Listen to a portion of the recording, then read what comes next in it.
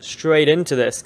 Now, one thing I do find quite interesting is actually the poll of the Twitch chat on who they think is going to take this. And Scarlett getting an overwhelming percentage advantage over Nerchio. And after that first game, I'd be interested to see whether that changes or not. But Roddy, why don't you take it away and introduce these two players?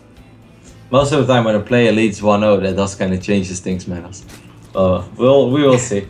Over here on the left top side of the map, off KenZy Station, he might be the first player to defeat Scarlett in this tournament. It is Nerchio, also known as King Arthur. At least I call him King Arthur. And then he just replies, "Hi Kevin," and he puts a dot behind it. With Nerchio, I'm never sure if he likes me or not. I have the feeling he does, but he would never say he does. So. I think that Nerchio just gives that impression to everyone, to be honest. Over here on the right bottom side of the map, we have the only player that's currently still... No, actually Nerchio's undefeated as well, but still. He's undefeated after 3 best of 3s. The only player to play 3 best of 3s and not lose any of them yet. It is Ace's Scarlett. Yay! This isn't the first map she's lost, though. She did lose a map yesterday. And that was... she lost against Bunny. Yep, so... She has been defeated before, but not in a series. So if Nerchio wins this 2-0, that'd actually be, for me at least, I think quite an upset in terms of how this series has gone. But of course, we have very little to base it on from these two being up against each other because, obviously, according to Odnoklassniki, they haven't played since 2012 in a casted event. So... Yeah, I'm sure they have played a lot on ladder because both Scarlett and Nerchio are 2 players that, for instance, at a tournament at Homesteader Cup, as soon as the tournament is over, you know, you have the Deshis, the Blinks, the Muslims who like to go out and have a beer, and you know, most of the time I'm hanging with those guys too. But then you have Scarlett and Nerchio, and even though you know they hang around for a little bit, after that they just go to ladder, and I've seen them ladder all night long. Like I once sat in the same room as Scarlett during the Homesteader Cup, and both of us there, we were just playing. Like I thought I was hardcore that night because I was really in a playing mood, and I played till like 7 AM, but next to me was Scarlett just playing till 7 AM, winning all of her games while I'm like going 50-50 and stuff. So I'm sure they played a lot against each other. On she was playing on career ladder as well. Anyways, one small thing that's worth mentioning so far, Scarlett of course went hatch first, followed up by the spawning pool. Nerchio went with the 15 pool, and the only reason why I think it's funny is just because we all have this in the back of our mind that we know Scarlett loves to 9 pool, so going hatch first against Scarlett, it's a weird thing, but you just know whenever you go hatch first against Scarlett, that's one of those games where she does the 9 pool, you know. It's just like Scarlett is a great poker player, that she always has the right move at the right moment. That's why I think it's kind of funny that Nerchio didn't dare to do it, but he didn't have anything to worry about this time. But you'll see the next time he goes hatch first, he will get 9 pool. Well, just a little bit of a duke out now as these lanes battle up against each other. Nerchio able to get a full scout down. Sees pretty much everything that he would want to. Sees the shimmering of the spawning pool. Now, Roddy, I'm not entirely sure. Did Scarlett actually start speed in game number 1 and then cancel it, or did she never start it? Yeah, it doesn't really matter. Obviously, you sell it a little bit more convincingly if you do it like that, but I believe that the circling didn't even see the spawning pool in game number 1. It saw the extractor, but I don't think it actually saw the spawning pool because it was tucked away behind the mineral line. But Violet often also starts circling speed and then still cancels it. But I do believe that this time she's going to let it finish, as he also has the bailing nest on the way. And then on a certain point, you're trying to scare or freak your opponent out so much that you're hurting your own economy more than you're hurting the ones of your opponent. So this time it is for real. So both players going pretty similar at this stage. First little variation is Nerchio moving up into his lair tech. This is a bit quicker. Scarlett meanwhile grabbing her second extractor, but getting a spine crawler down as well. So these are mainly defensive bailings for the moment. Just in case any pressure is coming on through, but she should be fairly safe. Nothing really coming from Nerchio's side, who's not really got anything on the field. Just droning up heavily. Yeah, a pre-6-minute layer in ZvZ is not just like relatively quick, that's actually pretty damn quick. Scarlett is starting her own layer now at 6 minutes and 30 seconds. Not even that, I would say, is a very late layer, but the one of Nerchio is just very, very early. There's a good chance that Scarlett will be able to enter the main base though. If she tries to run by with these circlings, she would love to see that, of course, but Nerchio does not allow her. She doesn't want to sacrifice her circlings just yet. Nerchio had a great overlord position as well, so he saw these banelings coming across. Why he's morphing some defensively, why he's getting down this defensive spine crawler. So this is just normal times to Nerchio. He's got actually really great overlord positioning. As always, you should do in ZvZ. Both players do have. So, just waiting to see. But I doubt anything really is going to come through from this.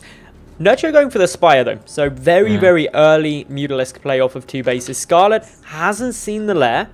She's going to do the same thing. I'm pretty damn sure that she will drop a Spire as well. And like you mentioned there, Metals, it's really important that Scarlett did not see the layer yet. Like, there is a chance that she will think that her Spire is quick. But the thing is, actually, Nerchio's Spire is a lot quicker. Both players going up to 3 bases as well. And normally, when everything is going pretty much the same, I mean, there's 300 HP more on the hatch of Scarlett than on the one of Nerchio. So she has that going for herself. But I would much rather have quicker access to that Spire, I think, as there is a good chance that Nerchio is always going to have a minor Mutalisk advantage.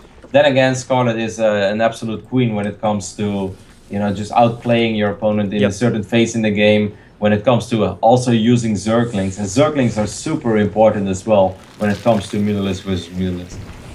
What's interesting to note is that Scarlett actually didn't see much in the way of gases either. So that's another thing. She knew that there was 1 gas at the natural base, but that isn't a huge giveaway in itself. She didn't get any scouting of gas in the main. So I think it's quite plausible that she's not expecting the Spire to be this early on. Nerchio just keeping a good eye. Sees that there's a few Lings and Banelings down on the field. But his first 6 Mutalisks are in production. Whereas Scarlet Spire still 10 seconds away.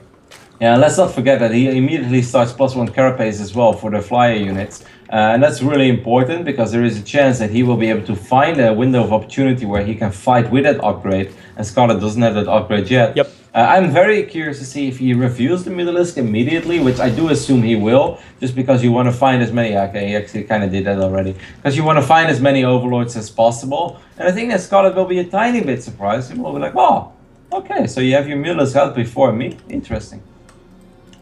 Mutalisks now coming across. They find their first Overlord. Going to be able to pick that away. Nerchio's backing his out. Probably expecting some kind of Mutalisk transition out of his teammate as well. Scarlett, though, as you mentioned, quite a long way down in terms of that +1 flyer carapace. About 30 seconds, which isn't phenomenal. But she's still going to be aware that with those Mutalisks getting out earlier, she needs to be just a little bit cautious when she takes the Muta-on-Muta fight, if she does. Actually, got to be very careful here. Could get intercepted. Yeah, a really cool move there by Nerchio. He saw that the Mutalisk were out of position on the left side, and of course, most of the time, you rally your other Mutalisk towards the Mutalisk you already have out on the map. He has to be careful, there are spore crawlers over here. So that was really smart, because just intercepting 1 or 2 Mutalisks that are trying to join the rest of the flock that's already out on the map, that would be a massive pick-off in this phase in the game. He wasn't able to do it, as Scarlett was aware of it, but still, like, those small moves I think are really cool to see. That was very smart thinking of Nerchio.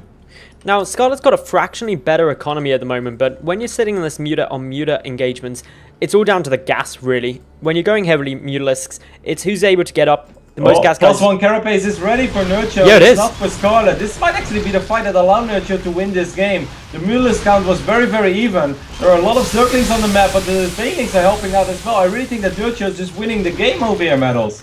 He very well could be. Only 5 Mutalisks down on the field for Scarlett. Nerchio had units on the ground as well, which means not only did he have the carapace upgrade advantage, he also had units on the ground to soak up some of those bouncing glaives. More Mutalisks for Scarlett are getting taken out. 16 to 8 Mutas. This could be game right here. Yeah, but he's picking up a lot of the Mutalisk off Scarlett. Is Scarlett finally going to lose her first series in this tournament? There are Queens helping out as well, so Nerchio, you could say he's playing with fire, but maybe it doesn't really matter. Maybe he's resistant to fire because he has so many Mutalisks. Scarlett is going to try to transition. She will get her infestation pit down and drop 6-7 spore crawlers, and she realizes that, alright, I will never be able to catch up in the Muta count anymore. This is a problem though, she's losing so much, especially in terms of the gas losses. Scarlett lost 25 Mutalisks. To try and transition at this stage is going to be so hard, unless of course Nerchio just flies his Mutas on top of that spore for a long period of time.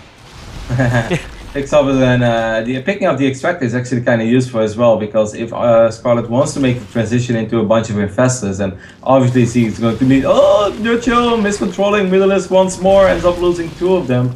But in the end, he's so far ahead, he can definitely afford himself to, you know, make 1 or 2 of these sloppy mistakes. Shouldn't make too many, because it would be an absolute waste to just throw away all these Mutalisks that he has. But, yeah. It's funny because we were theory crafting about it, and then often people probably at home think like, yeah, sure, like these 15 seconds of +1 carapace is going to make the difference in this game. Like, well, Metals, it did. It definitely did, and it wasn't just the carapace, it was the fact that he had units on the ground as well really will help him out, because it soaks up some of those bouncing glaive attacks, which will just further swing it in Nerchio's favor. But Nerchio now pushing forward, he's got a lot of Banelings here. The Queen's doing everything they can to try and stop this. Big detonations though. The static defense getting taken out, and Nerchio just solidifying his lead, making sure that he stays in good control. There are a couple of infestors out now for Scarlett, which could do some good if they manage to get a good fungal, but the first one's missing. Baneling's actually connecting with the majority of those infestors. Yep. Oh no, the Lings! Yeah, look at the Lings in the third base of Scarlett as well. Yep. They're doing so much damage. All of her drones are going down. Nerchio killed 22 drones with just all these Zerglings, and he's still going to town. Killed over 30 workers in this game already during all this. He went up to a fourth base as well. He's dropping his own Roach Warren and double evolution chamber. It's more like a just in case, you know. He doesn't want to just make a lot of Banelings and let them all get fungled and then lose his Mutalisk as well. And then Sully, this is a game again. Nerchio knows if he just goes into Roaches, there's no way he's ever going to lose this game. No, he's in such a solid position. His Ling's even able to pick off another infestor. Good fungal growth actually though. These spores are going to get a lot of damage down. Chain fungling is going to help, but Nerchio's got so many Mutalisks, he's actually engaging those spores directly. Loses quite a few, but there's the GG. And with a 2-0 victory, Nerchio is going to take the first series of Scarlett of this tournament.